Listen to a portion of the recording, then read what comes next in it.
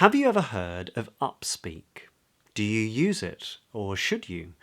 In this video, I'm going to answer those questions.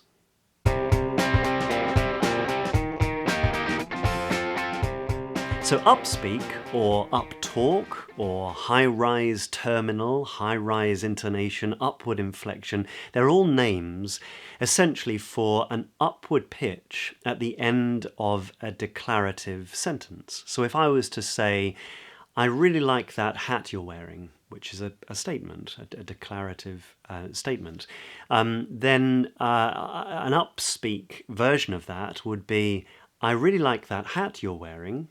I really like that hat you're wearing. So you can hear how I'm using an upward inflection at the end of that sentence, at the end of that statement, as opposed to using a downward inflection, which is what I would usually do. So I would say, I really like that hat you're wearing. I really like that hat you're wearing. And in standard British English, in RP, in an RP accent, we would tend to use a downward inflection on statements and commands and declarative sentences. So I really like that hat you're wearing. It's very rainy today. You know, I'm going to the zoo tomorrow. But there are a lot of younger speakers who are using this. This isn't something new, by the way. This has been around for many years, and it's got its origins in different things. People think different things about where this came from. Some people think it came from the sort of Valley Girl of the sort of 1990s in America. There are other thoughts about Scandinavian influences in England.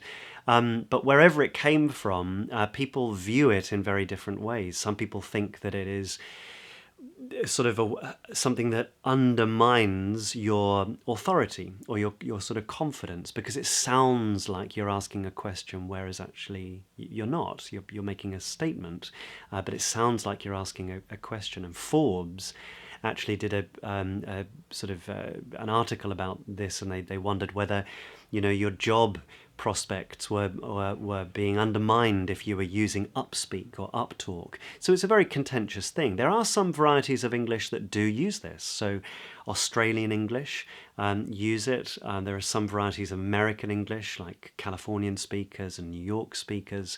An Argentinian might use it. A Northern Irish speaker might use it. So there's nothing wrong with it, and it is an inherent part of some accents.